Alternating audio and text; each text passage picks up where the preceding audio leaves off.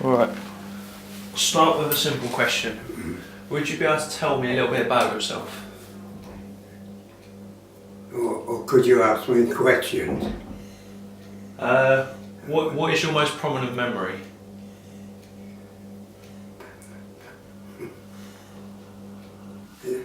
If I start talking of years ago in the war, it comes back to me, but I can't remember what I did yesterday. But if you want any questions answered or... Yeah, that's fine, that's what I'm asking. Yeah. What's your most prominent memory? It can be any memory. I'll try not to remember them, but in the war years, I was in the Royal Navy when I was 20. At 21, I had my birthday at Gibraltar. I was in the communication branch, the signalman, on a 10,000-ton cruiser, HMS Gloucester, which has a sister ship moored on the Thames now, as most people will know, HMS Belfast, a sister ship. But we used to convoy with aircraft carriers, battleships, cruisers and destroyers. We used to act as a convoy of merchant ships going from Gibraltar to Malta with food, because they were starved by the Italians and the Germans. Also ammunition and food again to Alexandria to help the war effort with the Desert Rats under Montgomery, who were fighting against Rommel. It was so dangerous going through the Pantelleria Straits, which is a strait as small, it's only a very small passageway because you're linked near to Libya, and it was easy for the Germans and the Italian Air Force to attack us.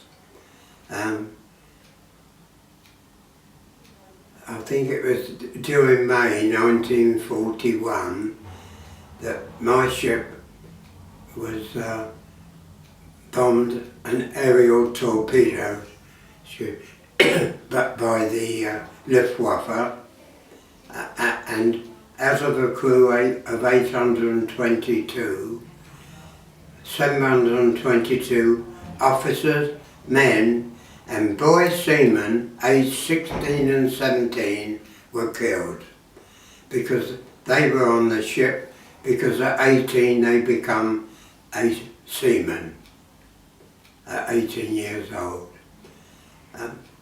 While we was in the water on rafts and bits of wood and what we used to call a Mae West life jacket, which was inflated and just put round your neck, we were in the water 19 hours. Of course, the ship had leaked fuel, so what we had either clothes or overalls on were soaked in oil, and a lot of the oil got into your stomach. Knowing the Germans, their only way to fight a war is to send the Stukas down and machine gunned us and killed a lot more in the water. That is typical of the Germans. So you know how much I like the Germans now. And then after 19 hours in the water, there was only 85 survivors. Now there are only 2 of us alive, myself and Melvin King in South Africa. How did this memory make you feel at the time? Well, at the time I was lucky. I was 21, 12 stone 8, fighting fit. It was a survival of the fittest. But we are the only ship, and the people can read this true story, that the Navy in London would never agree to print. Since the wooden warships in the 1600s, we were the number 9 Gloucester, and we were the only ship's survivors who were never picked up by a destroyer from the Royal Navy. So after 19 hours in the water, in the Mediterranean in May, people have said to me, didn't you get cold? Well, even in May, you get cold, you get numb, and then you don't feel anything. And we were picked up by the Germans next day. Instead of being picked up by the Royal Navy, taken back to Alexandria, we were taken to Greece, and then by cattle truck, 40 sailors in a cattle truck with only the little slats of windows at the top, just one big empty can for toilet. Before that, we'd marched 7 miles to the station, up through Yugoslavia to Austria.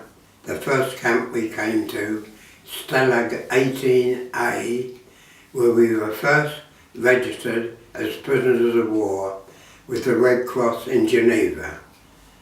And then it got back to England and our families. And I can remember my number, because you had to wear a tag around your neck, was 1423. But on the 7-mile march to the station, because unlike the British soldiers, prisoners of war in Greece, they had all their uniform, their billy cans, etc.